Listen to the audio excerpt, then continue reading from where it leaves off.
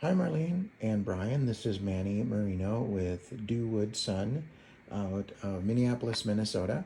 And I'm going to spend the next few minutes on this video just walking you through the assembly process, talking about the maintenance, the stains, of course, the engravings, and but overall just a kind of a walkthrough on how to assemble this chair, because when you get it, it will come in two boxes.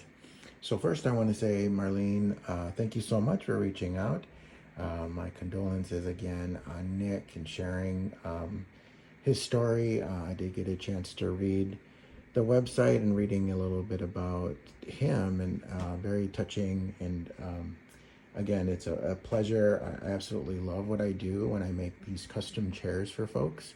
And so making this chair for Nico is a labor in love for sure. And again, I want to thank you, because the best part of my job is the design, right? You design it, I build it, and you and I spent quite a few text messages going back and forth. But kudos to you, because again, the placement, the images, the stain, everything you came up with, and I just was here to deliver. So I hope, and I made this Nico chair justice, and I'm very proud of it, and I'm looking forward for you to getting this chair and presenting it to Nico, and of course his school.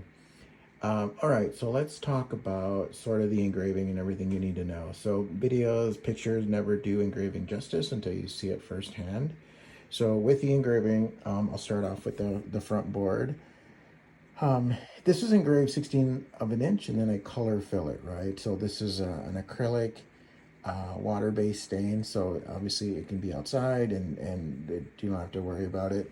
And then the dedication, so I love what it says, custom made by me for the brothers of the Cheddar, I think I'm saying that right, Cheddar Chai. So very cool, nice touch there. Starting with the flag, again engraved, and then with the color fill, just like the banner. It's very nice. I also like the color. The cool thing about engraving is it's a lot of trial and error sometimes, especially when it comes to images. I gave you a little sample with the demos that I did on.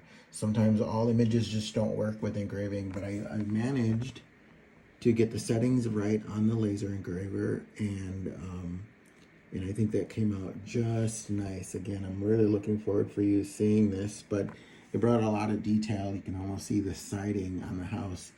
And then with the brothers and Nico, I call them the boys, again, very nice. So there is a technique when you engrave images. You have to color or paint the back of the board first, and then engrave over it to give it a little more pop, because otherwise the natural engraving will just be black and white, and but I think it adds definitely a lot of color. So on the arm, so here is Nico's image, and I thought that turned out very, very well.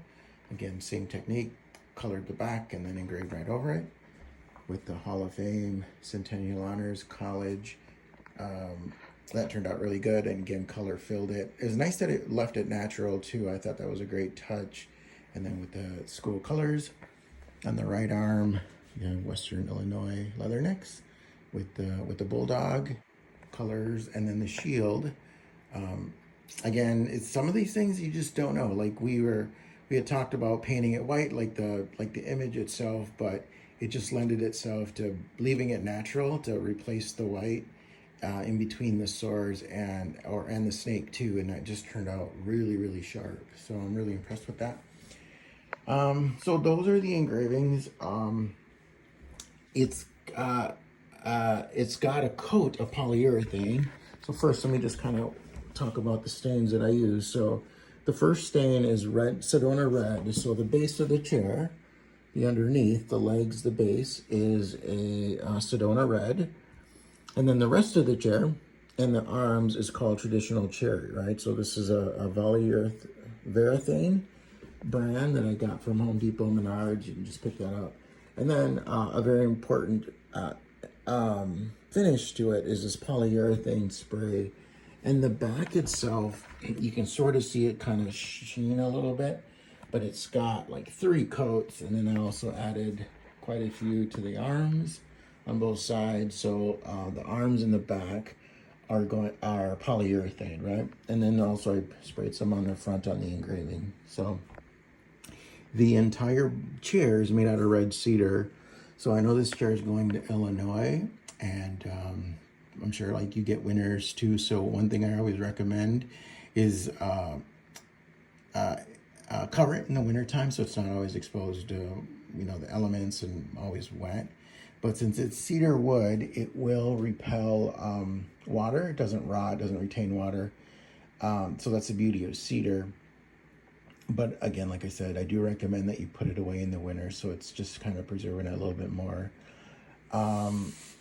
Yeah, so this is the chair. So let's talk about the assembly. So I think what's best, like I'm gonna just show you here. I had these off, so I'm just gonna take the arms off a second. In the back. So as I mentioned before, this chair is gonna come in 2 separate boxes. So the arms, base, and legs is gonna be 1 box, and that's the back is an entire piece. So when I reference the chairs, always looking at it gonna be from right to left.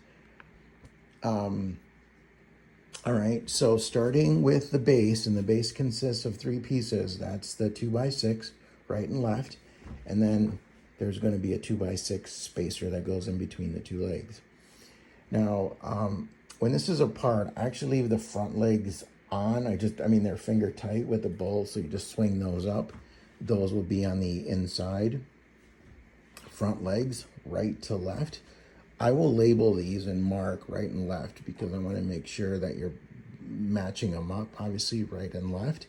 It's the same leg, it's the same dimension, but again, I don't use like a template to pre-drill these, so I kind of do these by eye, and then so that one fits to the right, this one fits to the left. I mean, it's just that simple. So your base, you're going to start off with your 7 seat slats, obviously starting with the front Nico board all the way to number 7, right? So starting with the base, I always tell folks, just line them up, right? So the bottom has to line up with the bottom of the base, right?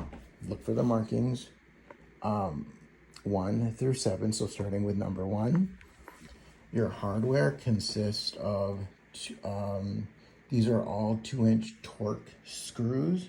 They're all countersunk and go all the way to the flush to the top of your board always. Yeah, so these are coated, these are deck screws, right? So they won't rot, they won't like rust or anything. So these are kind of really good, really great hardware that I use on all my chairs. So starting with number 1, just walk them through, butt them up against, tight as you can. When you get to number 7, by design, there's gonna be a 1-inch gap, right? And this is where obviously the tail is gonna slip and slide right in there, okay? So once you get your base done with your seats, then you put on your legs. As I mentioned before, these are just gonna slide up. You're gonna put your right leg, left leg here.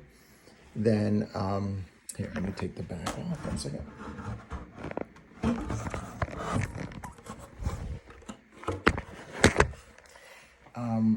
This is the back support, right? So this board here is the only small one. All of these are 24 inches wide. I'll look for the label behind it, right and left. And then one thing, you can't see it very well, but I actually marked with a light colored pencil where the bottom of this should line up, right? Actually bottom and top. And just be mindful, try to use the same holes, right? Since it's pre-drilled. By design, we do not want this, the top of this, a back support board to go all the way to the top of the back leg. Otherwise, when the arm sits, it's gonna bump it up, right? It's not gonna be flush. So by design, it's probably about a 1/4 inch from the top. So that's just that. So once you have your base and just kind of looking at the profile, the right and left base with your seat slats, right leg, left leg, back legs just slide up. You put your back support on, and then just again match them up right and left. And then the next thing that goes on are your arms, right? And that's pretty easy, and those are held on by 3 screws. Again, everyone is countersunk. And the only thing I always try to remind folks, and I may be over explaining this, but like with my drill bit, it has a lot of torque. So the thing that I just advise, just be careful, you know, don't go super fast, because again, my drill bit tends to go a little bit fast, but if you go too deep and then try to back it out, you're going to run the risk of splinting the wood on the way back. So just kind of go slow when you're countersinking these. So after your seat, your right, left arm are on. The last thing that goes on is your back, right? And then your back will be held. Sorry, I have, there's going to be 4 screws, right? So those go counters, again, flush to the back, from the back brace to the back of the back. Every single screw here is 2 inches, right? With the exception of this one right here. There's going to be 2 on this side, 2 on the other side. These are going to be 3 inches long. So you're only going to have 4 screws out of the entire screws that are 3 inches versus the 2 inches. You're not going to see it in the video, but look for the marking where this should line up. But you'll get an idea once you get to the seat set number 7. You'll have a nice 1-inch gap where your tail slits fits in. And that's it. I mean, that's pretty much, I like to give folks kind of a profile look at the chair and how the base should look like. Now this is sitting on a table, so it is much easier to obviously work on a table as opposed on the floor or not, but that's pretty much it. This is a gorgeous chair, again, red cedar. And I love this traditional cherry is what this stain is called.